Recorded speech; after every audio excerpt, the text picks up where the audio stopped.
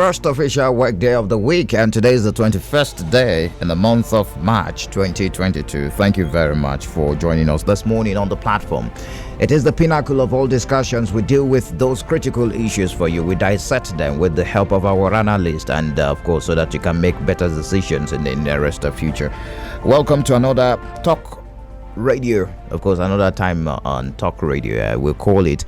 It's the Monday edition of the platform, pinnacle of all discussions. The program runs every Monday, every Wednesday, and also every Friday, right here on the flow of God's own state, Flow 94.9 FM. We've got just 4 days.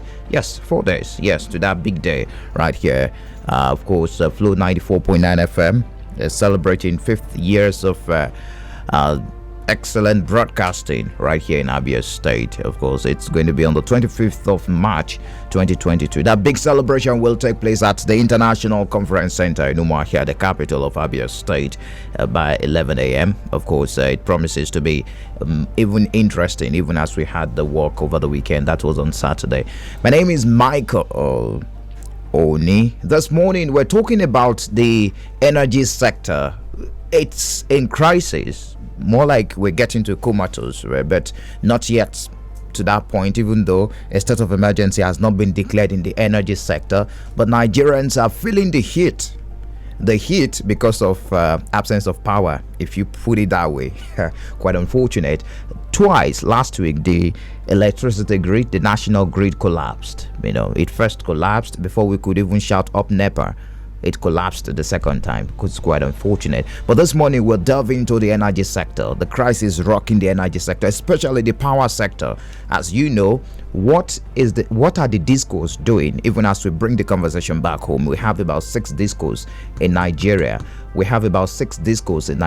And the distribution companies, and the one responsible for distributing power in our southeast is the Eedc, the Enugu Electricity Distribution Company. We will be speaking with the communications head of the Eedc this morning. Emeka Eze is a good friend of the house. We want to have an idea of what is happening, how much of megawatts is being given to the southeast, and how is the distribution. And in the midst of all this, there is this rumored increase in electricity tariff. It means Nigerians will be paying more for electricity, power that we do not see. That's what a common man will say on the street. So what is really happening in the power sector in Nigeria? And who's joining me this morning is Emeka Eze. Emeka Eze is the communications head of Eedc. Glad to have you join us. Welcome to the platform on Flow FM. Good morning to you. Yes, good. I'm fine. Thank you very much for joining us. Can you hear me? Yes, you're on to Michael. Thank you for Yes, you're on to Michael. Thank you for joining us. It's quite unfortunate that Nigeria got hit twice last week with that national grid collapse. How did you receive the news? How did EEDC receive the news as one of the discos, especially in charge of southeastern part of the country? I'll say the news got to us as a shock. It actually stabilized our operations, and there was a lot to do in the area of communication, trying to explain to our customers, for them to understand what is happening, because they were all disturbed. Also considering the fact that the weather this time around has not helped matters, and the high cost of petrol is not also helping the situation. So I would say that it destabilized our operations. It set us as a disco against our customers. It set our customers against us, and a lot of miscommunication, a lot of misunderstanding, a lot of aggression transferred, to us. So it means during this outage period, nothing. No power was received. 0 megawatt received from the national grid, from the Genco. Yeah, one of the collapse is like a breach in a flow of operations. Okay. Remember that the transmission is in the middle of the chain. Yes. Once the generation company generates, the transmission company lifts and the wheels to our distribution network, and we push on to the end users. But we were in a helpless situation, a situation where we are not able to receive even a kilowatt, power to distribute to anybody. So it left us with 0 megawatts to push to our customers, and the transmission space were also not in a position to lift any power or energy to us. Maybe we should talk about how much of power is needed to power Southeast unhindered without having to shout up NEPA today and tomorrow it goes off. How much of power is needed to power the southeastern part of the country by Eedc, and how much of the power do you receive constantly from the national grid? Okay, our own allocation is 9%. 9%. 9% of whatever is generated. So, for instance, if today the Gencos are able to fire up to 20,000 megawatts, EEDC will receive 9% of that 20,000. So, talking about how much is needed, the space is not stagnant. Okay. There's expansion going on every day. So what you need today might not be what you will need tomorrow. But I will say that within our space, we have installed capacity to evacuate up to 850 megawatts of energy. Currently, that is the capacity we have to push out up to 850 megawatts. But because of the challenge in generation, we've been getting loads ranging from 300 to 350 megawatts. Okay. That is a far cry from the capacity we have. And this we distribute across the district, across the space where we cover. And I'll tell you that this is not addressing the power needs of our customers. So you're saying the 9% is not enough to cater for the needs of the southeastern people, of the power need of is actually a function of the megawatts that is generated. Oh, okay. I'm saying, okay, for instance, today we got allocation of 283.05 megawatts. That's from the 3,145.01 megawatts generated. So our own 9% is giving us 283, which is an improvement from what we got yesterday. We got 266.29. But if you're looking at this 9% of 3,145, it can be the same with 9% of 20,000 megawatt. You understand? So, if, for example, the numbers improve, the 9% will go a long way. The 9% of 20,000 will benefit our customers more than the 9% of 3,000 megawatts. That's the point I want us to understand here.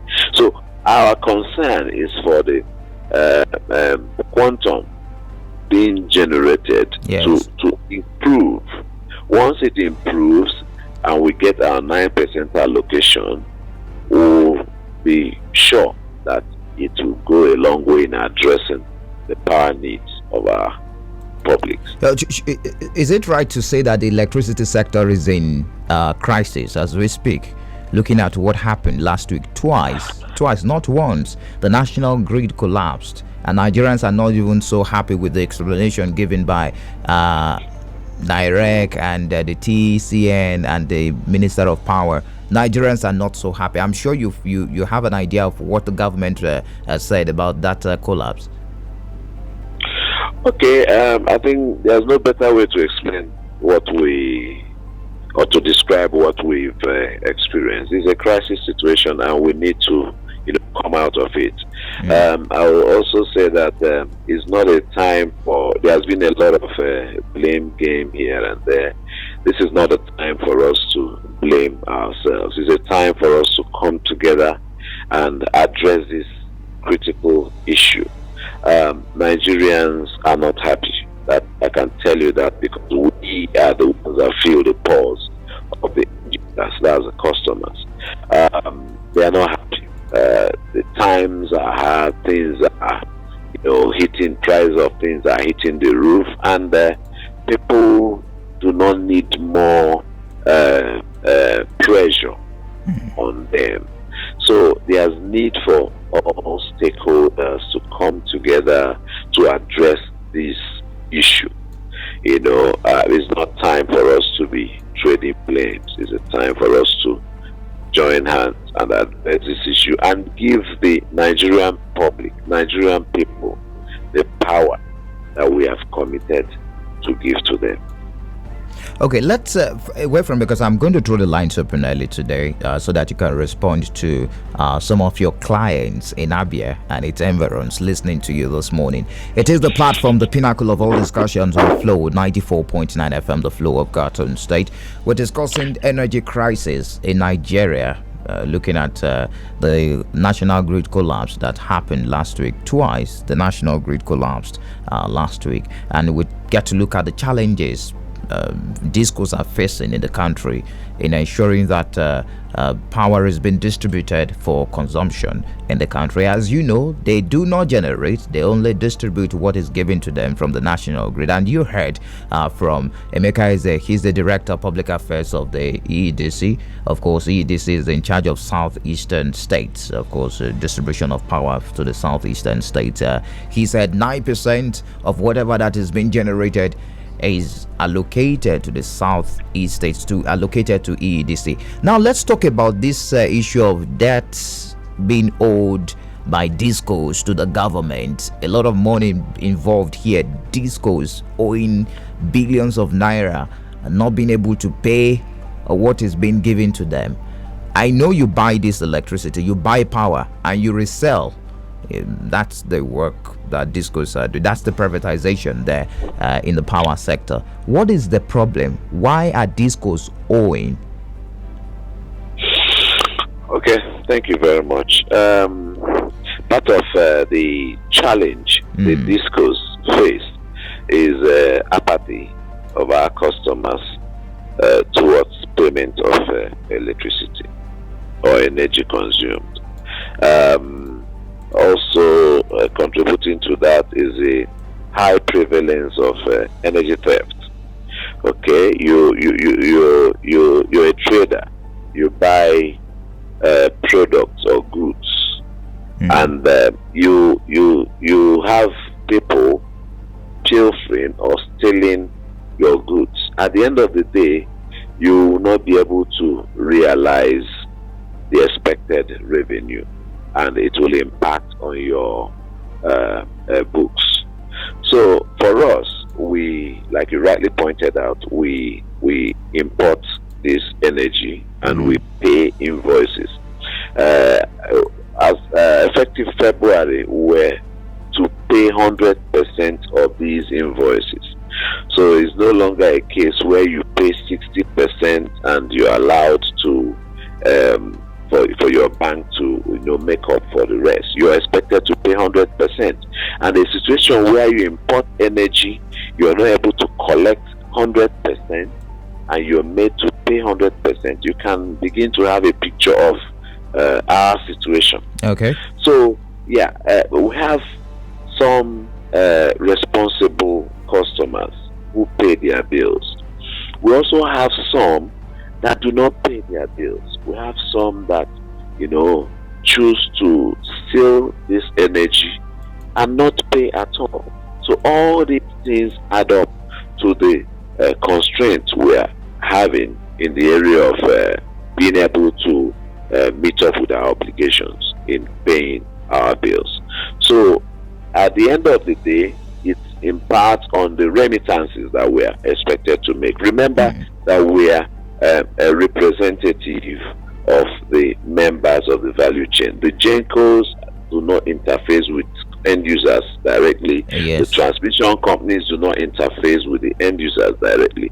So we, the distribution companies, are the ones that interface with the end user. So at the end of the day, we present bill for energy consumed to the end users, and once they pay, we'll remit back upwards, to the GENCOs, to the transmission companies through our invoices, through the embed invoices that are passed to us, through the market operators invoices that are passed to us. We make these remittances, but we don't get that. Situations where you bill 10 billion and you collect 6 billion month on month. You can imagine the load, the pressure, the burden that the discos are contending with. So it is, I would say that is the basis of part of these problems we're having. You not being able to collect. And on the flip side, you have the customers complaining. Some of them are not paid salaries. Some of them do not have the purchasing power to, pay for these services, in as much as they enjoy these services. But they tell you they don't have the means to pay. So these are part of the issues, aside the fact that there are some elements that have chosen, that have sworn not to pay for this. I believe that issue of paying for what you can afford, if I can put it that way, should have been settled with the usage of prepaid meters. Yeah, you can say that, but we've had situations where even people that are metered will tell you, how can I be using 20,000 in a month? This is somebody that is metered. This is somebody that has, genuinely consumed 20,000. But to that fellow, what is earning? I mean, if he removes 20,000 to recharge his meter, how much will he use to that? Those are things, feedbacks that we get. So it's not totally a case of somebody that is not metered. We even have people that are metered that are still complaining. So it's a holistic thing that we are contending with here. As we speak, how much do Nigerians pay, maybe from the Eedc side, pay per kilowatt? And I learned there is subsidy on electricity, and federal government is planning to remove that if it has not been removed, which means we will pay more for electricity in the coming days, in the coming months. So how will that affect us? How much are we paying? Has it been removed? And how much are we expected to be paying from now henceforth? Okay, you know that if you understand the service reflective tariff, yes, you know that not all customers pay the same tariff. Yes, you once explained that on this platform. You now pay based on the band that you fall under. For example, a non-MD customer that is on band A pays 59.2 naira per kilowatt hour. 59 naira 2 kobo per kilowatt hour of electricity, while a non-MD customer, that's non-maximum demand customers. These are more of residential customers, and those and B pay 57 naira 18 kobo per kilowatt hour.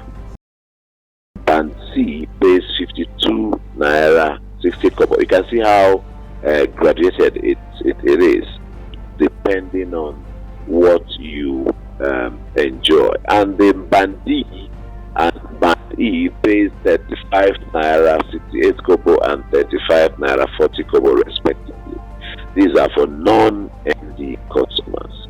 So this is what they are paying as at today.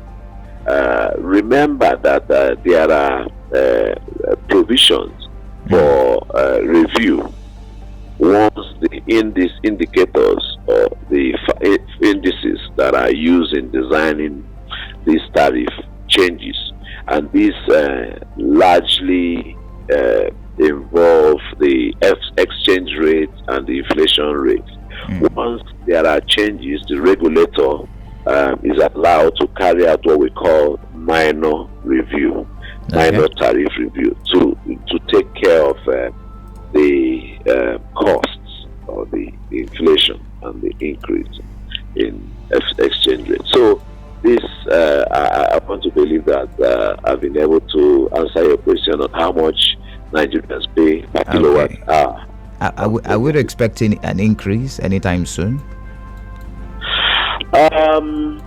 With what we are seeing, naturally, it won't be surprising if we experience an increase. It's also important to note that the tariff we have currently running is a reduction from what it was before. And it's surprising that most of our customers are always jump on our throats each time there's review, never pointed this out. But we've been running with this for almost 2 months. Reduced tariff. Nobody, made mention of it. But that is what is happening. Sometimes this tariff can come down, sometimes it can go up. There are factors that inform this. We talk about quantum of energy generated, we talk about the ATC and C losses, we talk about inflation, we talk about the exchange rate. So all these aggregate to what is being considered by the regulator each time. Customer population as well are all part of factors that are considered while designing a tariff. So if the dollar keep hitting the roof and inflation keep hitting the roof, it won't be surprising if we experience an increase in tariff. And also considering the fact that the subsidy has been removed, we need to be operational. We need to provide the service that we've committed to providing to our public.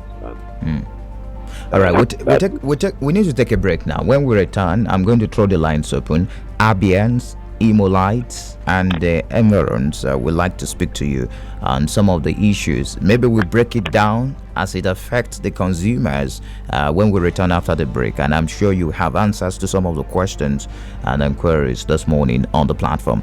It is the platform, the pinnacle of all discussions, right here on Flow 94.9 FM. You can keep your comments coming on our Facebook page. We're live on Facebook, facebook.com/Flow 949 FM. We're talking energy, of course, the energy crisis, the electricity crisis in Nigeria, even as we bring the conversation back home right here in the southeastern part of the country. We've been speaking with Emeka Eze. He's in charge of the communications for Eedc. Of course, even as we look at some of these issues, he's the Director of Public Affairs, Eedc. We take a break now. When we return, the platform continues. So the platform, the pinnacle of all discussions, Monday edition, right here on Flow 94.9 FM. It is the flow of God's own state, and we've been talking power, we've been talking electricity. Of course, Nigeria faced an energy crisis last week with a hike in diesel prices and electricity, and quite unfortunate worsening blackout in Nigeria following the collapse of the national grid twice last week, which definitely put the reform effort of the federal government in that sector under spotlight, with industry experts raising concerns over the state of the power sector. Nigerians are facing persistent power outages, a situation that is affecting households and reducing the productivity of businesses, many of whom are struggling to pour capital into backup generators instead of investing in staff or equipment. And you remember that the sector was privatized in November 2013, but power generated and made available on the national grid, which was around 3,500 megawatts and 3,834 megawatts, then currently hovers at 4,500 on the average 8 years after. So the question is, what is the problem? We've been speaking with Emeka Eze. Of course, Emeka Eze is the head corporate communications of Eedc, one of the discos in Nigeria. Of course, the disco in charge of the southeastern states. Okay, let's return to the conversation. You can join the conversation. You can share your thoughts with us and ask your questions. The lines are very much open. 0808 182 6949 or 0811 605 2949. Also drop messages on 0906 510 8289. Hello, good morning to you. Hello, good morning, Michael. Good morning. Yeah, I'm Mr. Lovesmile. I'm calling from Adumaya. All right, Mr. Love Smile. All right. We see when we talk of power, energy power in the country, I think they are full woefully. Because when you look at it like us now in our street now, it has been like if April does April next month will make it complete 1 year in our street that we don't have light. See, so it's not up to where is your street? Where is your street? What street is that? Odumaya, Odumaya. So if you check all those things and you see that when it comes to 1 room or 2 rooms, you see them bringing a bill of 3,000, while that light has not been stable, is somebody that is not using fridge or anything that can consume, like they will still bringing up amount of high price. Why your light is not steady? So it's not supposed to be. So if they can minimize it, at least bring it down. And this concerning of prepared meter, I think also that one is also consuming a lot of money. You see, you won't use light before you know your light has been off. So they should look at it very well and know what to do. Thank you. Hello, good morning to you. Okay, keep those comments coming. Love Smile is saying that in his street in Old Umar here, right here in Abia State, that they've not had light for about a year. Anyways, we're going to hear from Mr. Emeka Eze soon. Hello, good morning to you. Hello, good morning, Mike. You're welcome. Good morning. Okay, it's Okafor Chinedu. I'm speaking from Omar. You're welcome, Mr. Okafor. Okay, well, I don't know who to blame in the crisis we are having in the energy sector, whether to blame the actors in the sector or to blame the federal government. But I must say, presently, it is not funny. Do you know that the cost of energy this time, or the energy consumed, is more than a house rent in a month? That some people pay more in electricity bill than they pay in their house rent. And who is to be blamed? Then coming to the surface, it is also contributing to increase in cost of living. Because by the time the producers are producing without light, or they pay more in energy, then definitely they will shift the cost to the consumers. And nobody to speak on behalf of the masses. Nobody to talk about how to balance the equation, how to ensure that there will be stability in energy sector. It is not good. And your guest came this morning and talked about the factors that contribute to the increase in cost, without balancing it with how to improve service delivery. You can see the kind of epileptic supplies we are having. You confirmed it that last week there was power failure, as in the national grid collapsed for 2 times. And how do we make up for all these things? Who is paying for all these lapses? Instead of coming up with excuses, somebody should pay. If it is in advanced world, I heard that people will give power, enjoy more power, and they are also owing this nation. But the power we contribute, we give them, they enjoy more, and we pay more here. All right, Chinedu Okafor. All right, thank you very much. Let's allow others, Mr. Emeka Eze will definitely respond to that. Of course, what is EDC doing in the area of improvement of service delivery in the sector, even if the Gencos are not doing much as expected? What of the discos? What are they doing? Hello, good morning to you. Good morning, Michael Oni. You're welcome. Good morning. You're speaking with Honorable Comrade Awazi Obin. You're welcome, comrade. I'm calling from Ama Omoboro in Ikwana LGA. All right. Thank you for joining. Yeah, with our experiences over these years, I can hear the man with you in the studio speaking about bills or energy consumed. I want to directly tell him that EDC no longer come to read bills as it were in those days. They give us estimated, in fact, over-estimated bills. That's the reason why customers or consumers are not happy paying their bills. If the bills we pay are commensurate to the energy consumed, nobody is a devil who wouldn't pay for what he or she has consumed. So they should work on that. Their staff or their field people should always go to read bills. We have bills in our house, but they never came to read the bills. They always bring bills, and the day you report them, they will come to enforce it, cut people's wires, add them away. So we are living in a civil society these days. So they should know what to do to make sure the customers are happy, and then we always pay our bills. All right. Thank you very much for your take. He's asking why EDC no longer reads bill like they do back in the day, but give estimated. One of the reasons he believes is contributing to people not willing to pay because they do not believe in that estimated bill given by the EDC. Hello, good morning to you. Good morning. Yeah. Good morning. We get in the studio.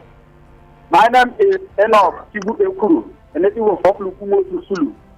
The discount failure to provide these customers with prepaid meter is a disturbance to her income. So estimated billing gives a huge amount of money. The failure is also to the detriment of the customers. For instance, when I use prepaid meter, I pay less than 1/4 of what I pay now, even though I don't have analog meter. So Mr. Enoch? Yeah. Okay, please finalize your thoughts.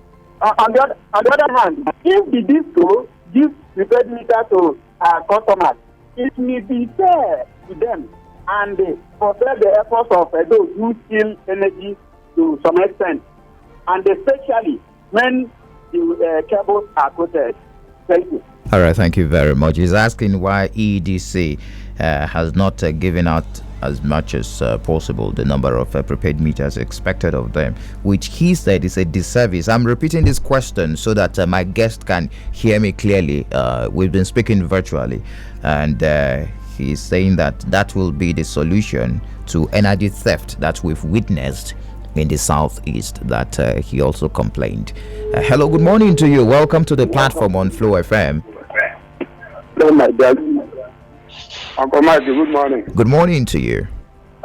Margaret, greeting you too. I'm very happy to connect you this morning. Thank you very much for joining us. Our problem is too much concerning electricity in the country this time, mainly the EDC. In my village, Abaje, one of the local government, Imo State. For 2 years now, we don't have light. Can you repeat your village so that it can... just a moment. Can you repeat your village name so that it can be documented? Umusi Abaje in Wangele, local government of Imo State. All right. Yeah. So we don't have power there since 2 years now. 2 years, if not more than 2 years. Now, in Abaya, where I reside, we still... some of us, transformer was will be vandalized. We contribute and the transformer. As I'm telling you now, we are fetching the transformer at the Perezinger's house, behind Perezinger's house, there now. Now, apart from that, before now, we have Afam Power Station and the Oji River Power Station. Why these power stations are not working? Why can't we have you call it excuse me. Now we have power failure here and there because the only channel we have right now is Niger State. Now only source of power. That is the problem we are having today. If we have Oji River working and we have Up and Power Station working, as they have been working for old, there will be power.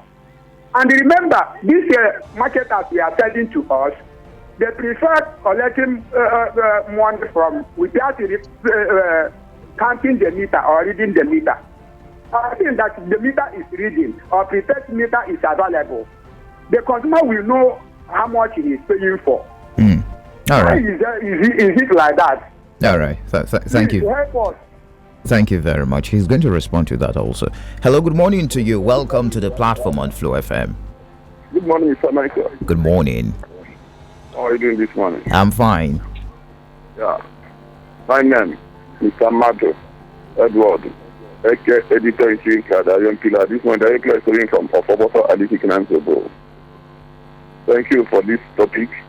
See, Nigerians are start seeing that maybe the generation of electricity in this country is a kind of a sort of scam. It's now as a scaminative way of circulating people's money. Because what the electricity suppliers are doing now, only to come and collect the money. They don't care whether you get power or not. They don't care how many times you can get power in a month. They don't care how do you enjoy the power. Sometimes when you see it under low current, they say that the national grid are failing. What fault is? Are they not having a technicians and engineers? Because cities, a schematic way has ruled this country that causes everybody doesn't care to see how Nigerians are benefited for what they are paying for. It's no good. No Nigerians are happy in this electricity of the state. If there's a way we can get a solar, and the solar become a stable thing in the country, that's why it is high cost.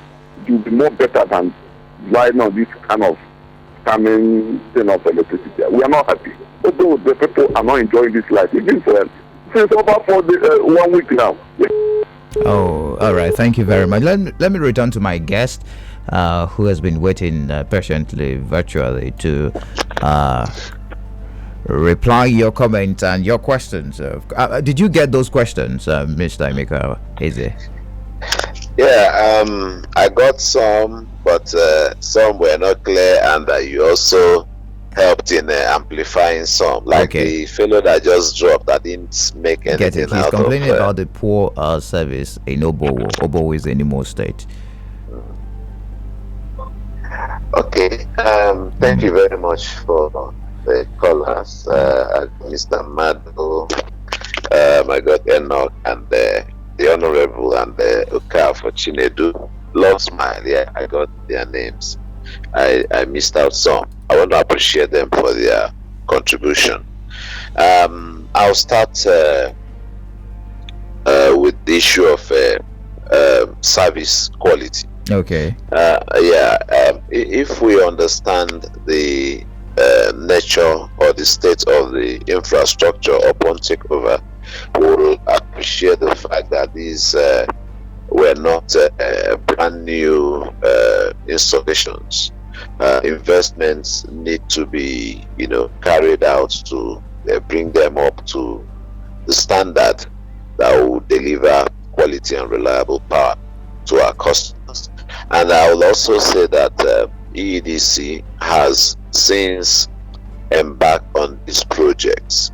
It might not be practical for us to address all the issues at once, considering the fact that the needed funds are not readily available. But we've identified these projects and we are carrying them out in phases. As we speak, we have CAPEX projects that very soon we'll be embarking on, and these affect all aspects of our operations, talking about injection substation upgrade, talking about relief transformers, talking about radiation of additional lines to deload the existing ones. These are projects, and metering also. These are a couple of projects that customers will begin to experience. We have done a lot in terms of investment, but more need to be done. And if we have not gotten to your own space, that is not enough to classify us as not investing or not paying attention to service quality. So it's work in progress, and time everybody will be, affected. I have the customer that said that for 2 years they've not had light in their area. That's one Ghana area. It would have been important, it would have been nice if he gave us a clue why they've not had supply. Part of these communities they're not good with payment. They don't pay for the energy supply to them, and they expect you to continue to provide services to them. So if he has given us a background, is it that they were disconnected? Is it that they were the transformer was vandalized? What cost 2 years is not 2 days, mind you. So it would be good to get to the root of this matter. A lot of them are disconnected for non-payment, and when you hear them complain, they will tell you they've not had supply for 2 years. Why have you not had supply for 2 years? We need to know. One other also made a similar complaint that for a year they've not had supply. So somewhere in Omar here, I didn't get details. Old Umar here. Old Umar here. Somewhere in Old Umar here. I didn't get the exact place in Old Umar so here. it's these are some of these complaints. They need to provide a clue to what informed this long period of outage. Okay. Or if I don't make inquiry, I might not be able to get to the root. But I can tell you that most of them, 50% of them, are bordering on non-payment and disconnection. So what about the issue of Eedc no longer go to people's house to read their meters? They just give them an estimated bill and they expect them to pay. Sometimes it does not go down well with the customers. Okay. It depends on the meter you're talking about here. You know that there are some of these meters that no longer functional, but because it's still in the customer location, they tell you that they have meter and the meter is working. Some of these meters have outlived their lifespan, and the integrity is no longer something you can depend on. And what happens is that customers like this are being billed based on the capping. There's a method that the regulator has provided for us to use in billing our customers that are not metered. Some of them, when you even bill them with that those units that we've been asked to bill them with, you still see them complaining, and that leaves us with nothing more to do. If you have genuine concern about the bill that is presented to you, there are channels through which you can make these concerns known. Document it and pass it on to the customer service team, and they will look at it and address whatever issues there are. Chinedu said something about the cost of energy being more than house rent. Because if not because of this gap in metering, you can live in an apartment where you pay lower than what you consume. It's all a function of what you have in your houses. Some of the things that contribute to this high bills is also energy wastage. If you drive around Umuahia, I was privileged to be in Umuahia sometime to carry out an assignment, and I spent a week there. If you drive around town, you see light bulbs on during the day wasting. Not even energy bulbs. You have incandescent bulbs, the filament bulbs. These energies are wasting, and these energies that are wasting need to be paid for. So if you're living in a one-bedroom apartment and you have 2 of those bulbs in your house on throughout the day wasting, those energies that are being wasted has to be paid for and accounted for at the end of the day. And we have deployed what we call a distribution transformer meter. All right. On most of our meters. This helps us with energy audits. So it will record the quantum of energy that is pushed to a particular area through a particular transformer. And at the end of the month, that energy has to be paid for. So we need to join hands and work together. All right. I can remember the net feeder manager approaching one of the customers that had the light bulb on, and you need to see the way this customer responded to this feeder manager. He practically chased the guy away and asking him whether he's the one that is paying for the bill, not knowing that these are part of the problem that we're having. I'm afraid our time is fast spent. We will definitely continue this conversation. So much to talk about, especially as far as distribution of electricity is concerned in southeastern part of the country. I want to appreciate you, Mr. Emeka Eze, for joining us this morning, Head Corporate Communications, Eedc. Thank you, Michael. Thank you for having me. All right, you're welcome. Do enjoy the rest of your day, and thank you very much for participating, for your comments on Facebook and your calls. We do appreciate you. Many thanks to my producer, Samson Eze and Ezine Okoro, and the guys behind the visuals on our Facebook page, Stanley and Chinedu. My name is Michael Oni.